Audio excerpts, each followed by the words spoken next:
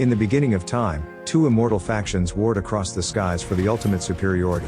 The victors claimed Mount Olympus as their home and were labeled as gods, while their enemies were given the name Titans and imprisoned beneath Mount Tartarus. The film opens with Phaedra the Oracle waking from another vision. The Heraclean king will succeed in his mission to find the god bow of Epirus and use it to free the Titans from their cage. She knows he's coming for her ability to locate the bow, and so she has 3 fake oracles to conceal her identity. In his bloodthirsty campaign, the Mad King reaches the monastery and begins to interrogate a monk for Phaedra's location. The motive of King Hyperion's that he lost his wife and child to disease while his prayers for help were ignored, resulting in his pursuit of the god's demise. He then sets their worshipper ablaze and vows at a nearby painting of Olympus to destroy them all. A day's ride from the monastery at the cliff-face village of Colpus, a young Hellenic stonemason named Theseus lives with his mother Aethra. They're both outcasts due to him being born of wedlock, so she spends her days praying at a temple at the end of a labyrinth. He's been raised by an old man on the principle that the weak need to be protected by the strong. One day the village is woken by a party of Athenian soldiers. The general Helios and his men just lost a nearby battle with Hyperion and warns the townspeople to begin collecting their things. They escort the people for their own protection, but one guard forces Theseus to remain behind with the other undesirables. When he insults Aethra, the son defends his mother's honor and easily defeats them, having been trained well by the old man. He's revealed to be Zeus in disguise and meets with his daughter Athena to discuss the situation on Earth. The two hide away in the temple as Zeus forbids them to be seen by any humans, and has also made it law should any god meddle directly in human affairs, then they'll be punished with death.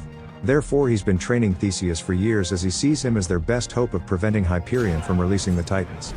Outside of the cave, Helios resolves the stalemate by agreeing to leave some men behind to escort the outcasts, then orders Lysander to stop acting like a fool before disarming him as punishment for the outburst.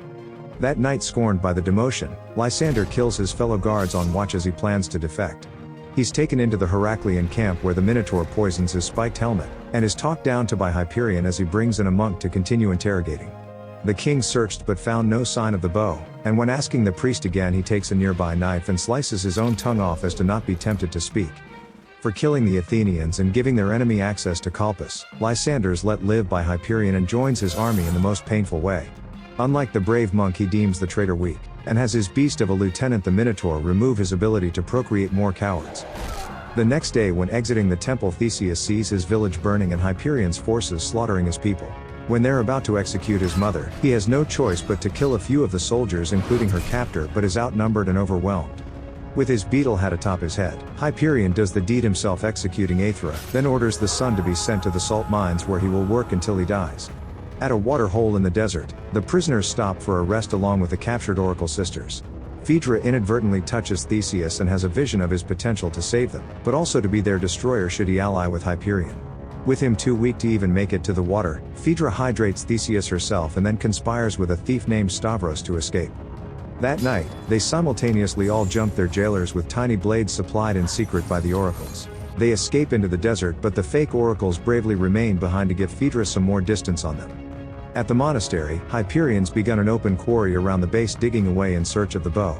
He questions the 3 captured sisters, but they all claim to be the one he searches for. When he learns that a 4th escaped the oasis, he kills the guard who brings him the bad news and orders his lieutenant Mondragon to find them. Along with the tongueless monk and another thief named Darius, they take shelter in a ruin by the dark sea, water so rich in oil they cover everything in a coat of black grease. Theseus tells Phaedra about how the Immortals just watched while his mother was killed, and how much of a curse it must be to see the future and not be able to change it. In the morning, Phaedra explains that her abilities only exist while she remains a virgin, and thus has remained so in service of the gods. Stavros doesn't believe it and calls her a harlequin, so Theseus knocks him down and begins to tell of his plan. The group attempts to steal a Heraclean ship and sail back to the monastery to avenge his mother. The gods watch the skirmish from Mount Olympus, and when the merchant ship turns out to be much better guarded than the team initially thought, they request their uncle Poseidon to intervene, knowing that his brother Zeus will take it easy on him. The god of the seas indirectly saves them by causing a massive wave to consume the entire docks and ship, which is avoided at the last moment by the group, who leap off onto shore. Afterwards, Phaedra learns that Theseus's mother still lies where Hyperion cut her down in Colpus, and says that he must bury her to appease the gods. Meanwhile, the Heraclean Beastmaster has learned that they're returning, so the king orders the Minotaur to intercept them at Colpus while he takes the army to Tartarus and waits outside of its fortress. He orders Mondragon to stay at the monastery and set an ambush in the quarry, knowing the main group will have to pass there should they make it through the beast. Once they reach Olympus, they all wait outside while Theseus takes his mother's body into the mountain labyrinth. While placing her inside the crypt, he discovers the real reason for the oracle's visions when the bow of Epirus reveals itself to him, able to create its own energy arrows capable of destroying anything. Just then a cleaver knocks it from his hands and he flees into the labyrinth to hide. The Minotaur leaps out and begins to attack, with Theseus avoiding the club and even disarming him with his feet but taking a scratch from its poisonous helmet. He sticks the cleaver in the beast's leg during their fight but is still almost defeated, but the massive human begins to tire, allowing Theseus to remove the blade and land 2 vicious blows. Just to be sure, he clubs him a few times in the torso, but when that still doesn't work, he removes the helmet completely and tosses it into the ocean. Outside, Hyperion's legions backstab Darius literally, and capture the rest of the group with the intention of killing them on their knees, but Theseus uses the bow to line up the speed of 4 arrows and kill their executioners simultaneously. That night, Phaedra saves Theseus from the poison, who claims to now believe in the gods unequivocally with the weapon as his proof. Agreeing with him that her powers are a curse, she lies with him, wanting to remove the intrusive visions. The next night they reach the monastery, but the monk runs over to Hyperion's brass bowl and burns himself attempting to push it over. Suddenly realizing why the silent monk was trying to do it, the group push it over to expose the oracle sisters being cooked inside it, but with unwavering loyalty still claiming to all be the true oracle before dying. The monk runs at their killers but gets himself and everyone else captured in an ambush, and gets the bow stolen by a cheeky hyena who runs all the way back to his master with it.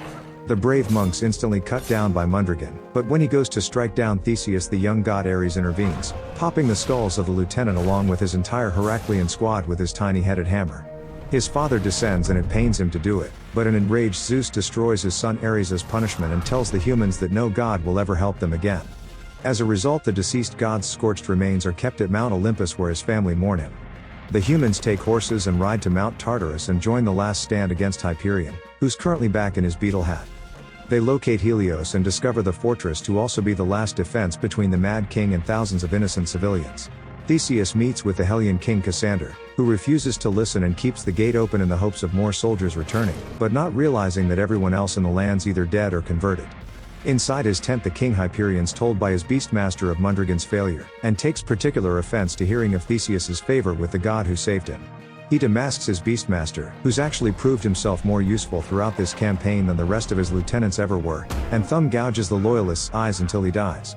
He approaches the front gate in disguise as an emissary and asks to speak with Theseus. Having already learned everything about him from Lysander just moments earlier, the king attempts to convince Theseus to join him in getting revenge on Zeus for letting his mother die. The moment the cowl's removed and Theseus notices that it's Hyperion, he wants to go at him but doesn't due to the surrounding archers. He promises to kill his mother's murderer and breaks the chain holding the gate open on his way back inside, declaring the negotiations a bust to the Hellion king. As the troops begin to prepare for a battle with Hyperion's army, Lobsterhead approaches with the bow and only needs a single arrow to breach the otherwise impenetrable stone gate. The Athenians begin to cower and flee, but Theseus rallies them with a speech that their enemies are just men who scar themselves and wear those masks because they're cowards. Now with the soldiers hyped up and the Heracleans' numbers reduced by the narrow fortress entrance, he leads them into brutal close-quarters combat. The night before, Lysander was conflicted by his new king ending the Beastmaster the way he did, so during the battle he just lays his weapon down for Theseus to kill him. Helios was near the wall when the arrow hit, and staggers and disorientated just for the entering Hyperion to finish him off and use a side entrance to reach the keep. He strikes down Cassander with a single swing and uses the bow to blast a hole into the side of the mountain. After the Athenians slaughter their way to the front, Hyperion's men are pushed back enough for Theseus and Stavros to make their way past and into the keep. They find the entrance into the mountain created by Hyperion, but they're too late, as he launches an arrow and frees the Titans from their prison, knocking all three back and blowing out their eardrums. A disorientated Theseus hops up to see Stavros pick up the bow and become possibly the first human to ever kill a Titan, but then is instantly swarmed and bludgeoned to death by the rest. The prison break prompts Zeus to descend with the other gods, and he launches the bow into stone, fusing it back into the earth. He tells Theseus to seek out Hyperion as the so-called Immortals begin a brutal war with their escaping counterparts. Despite slaughtering them by the dozens, the Titans continue to pour out of the pit by the hundreds. Eventually both Apollo and the bow of Epirus' creator Heracles are overwhelmed and brought down by the horde of Titans. When Athena is also defeated and nailed to a wall, Zeus is convinced by her to activate the failsafe to begin bringing Mount Tartarus down on top of them. Theseus avoids a knife lunge by Hyperion and they have a brief and bloody fight, ending with them both being mortally wounded and bleeding out. With the king thinking he's won and standing over the defeated man, Theseus stabs him in the foot and overpowers him with his own knife, driving it into his neck while making him the last thing his mother's killer ever sees. Even Poseidon begins to get overwhelmed by the sheer number of titans and is picked apart piece by piece, until eventually shouting at his brother to hurry up, so Zeus finally brings the mountain down on top of them. The titans are trapped inside while the surrounding Heraclean army is wiped out by the crumbling mountain. Theseus succumbs to his wounds, but on death he ascends to Mount Olympus, along with his father Zeus, who retrieves Athena's body and escapes the crumbling mountain. Several years later, Phaedra lives at Colpus with her son Acamas as the result of her night with Theseus. He's looking over his father's epic tale carved into a statue, memorializing his battle with the beast inside the very temple it sits in front. When he touches it, he has a vision of a war being fought in the sky, when suddenly the old man Zeus approaches. He tells Acamas that he knew his father and that he's still up there fighting to protect us all. The war in the skies then shown to be Theseus leading the gods in battle against the Titan resurgence. And the movie ends. So you made it. I appreciate your time. I couldn't have done it without you. Tell your mother I said thanks.